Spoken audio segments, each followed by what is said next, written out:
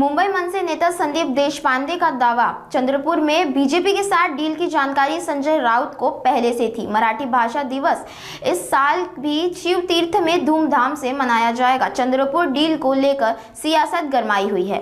नाही, यावर्षी सुद्धा मराठी भाषा दिन हा अतिशय दणक्यात महाराष्ट्र नवनिर्माण सेनेतर्फे साजरा केला जाणार आहे। मागच्या वर्षी जसं शिवतीर्थावर त्याचं आयोजन केलेलं तसंच यावर्षी सुद्धा शिवतीर्थावर मराठी भाषा दिनाचं भव्य आयोजन केलं जाईल। इतर कार्यक्रम सुद्धा असेल, निश्चितपणे असतील, त्याची सगळं नियोजन चालू आहे। ठाकरे बंधू पुन्हा एकत्र दिसणार त्यात निमंत्रितांमध्ये मला कळलं नाही, अजून सगळं नियोजन चालू आहे। नियोजन झालं की नक्की सांगू तुम्हाला। संजय राऊत आणि तुम्ही यांचं वाक्य गेले 2 दिवस संजय राऊत आरोप आहेत की जे आरोप करतात तर तुम्हाला सुद्धा अशा प्रकारचे काही मिळाली होती का, काही कमिशन मिळालं होतं का? मुळात काय झालंय माहिती आहे का, मोजायला गेले होते का? मुळात असं झालंय, सुपर प्रवक्त्यांचा प्रॉब्लेम हा झालाय की सुपर प्रवक्त्यांना सुपर उद्धव ठाकरेंची भीती वाटायला लागली आहे का नाव घ्यायला। सुपर उद्धव ठाकरेंनी सगळ्या चंद्रपूरचं कान घडवून आणलं आणि सुपर प्रवक्त्यांना याबद्दल कल्पना सुद्धा नव्हती।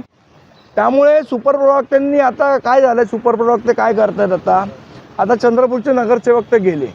आता लहानपणी जी आपण गोष्ट ऐकलेली, अगं अगं म्हशी मला कुठे नेशी, अशी अवस्था संजय राऊतांची झाली आहे।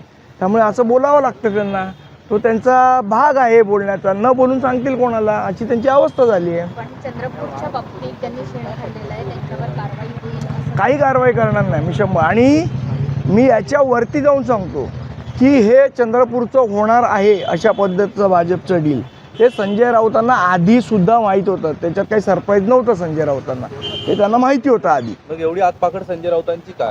आता करायचं काय, आता शेवट जे आपण बोललोय त्याच्या विपरीत घडतंय, तर मग मी मारल्यासारखं करतो, तू रडल्यासारखं कर, आणि म्हशीवर बसून अगं अगं म्हशी मला कुठे नेशी, अशी अवस्था झाली आहे त्यांची। सुपर प्रवक्त्यांना सुपर उद्धव ठाकरेंची भीती वाटते। सुपर उद्धव ठाकरे मग नाव का नाही घेत सुपर उद्धव ठाकरेंचं?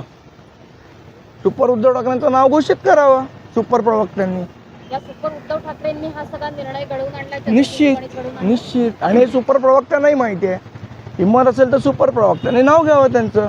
पण आता म्हशीवर बसून अगं अगं म्हशी मला कुठे नेशी, अशी अवस्था चंद्रपूरमध्ये झाली आहे। सर, आपण बघतो काल जो म्युझिकल कोस्टर रोडचा प्रयोग सरकारच्या माध्यमातून राबवण्यात आला, तुमच्या पक्षाचे नेते अमित ठाकरे यांनी देखील त्यावरती प्रश्न उपस्थित केला आहे। खरंच मुंबईकरांना सध्या मला असं वाटतं चांगले रोड आज ठिकठिकाणी रोड खोदलेले आहेत, त्या रोडची दुरवस्था आहे, CC रोड एकदा बनवतात पुन्हा खोदतात, या सगळ्या प्रश्नांवर लक्ष वेधण्याचा प्रयत्न हा त्या पोस्टच्या माध्यमातून अमित ठाकरेंनी केलेला आहे। आज एक महत्त्वाची बैठक महापौर घेत आहेत। ही बैठक म्हणजे जो मनसेने यापूर्वी मुद्दा उपस्थित केला होता अनधिकृत फेरीवाल्यांचा, आणि बांगलादेश, यामध्ये आता आणखीन एक शब्द ऍड होतो तो म्हणजे अनधिकृत बांगलादेशी फेरीवाले।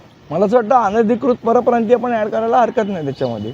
पण बांगलादेश अनधिकृतच आहेत ना, ते बांगलादेशी पण अनधिकृत आहेत आणि परप्रांतीय पण अनधिकृत आहेत। सर्वसमावेशक कारवाई असावी अनधिकृत फेरीवाल्यांची। 100% कारवाई थातुरमातुर नसावी, प्रसिद्धीपुरती 1 आठवड्यासाठी नसावी, याचा परमनंट इलाज, परमनंट सोल्युशन हे महापौरांनी काढलं पाहिजे। आणि याचं परमनंट सोल्युशन आहे की फेरीवाला धोरण जे महानगरपालिकेने बनवलेलं, त्या फेरीवाला धोरणाची अंमलबजावणी हे त्याचं सोल्युशन आहे। आता 4 दिवस कारवाई करतील, अजून आठवडा करतील, पुढे काय?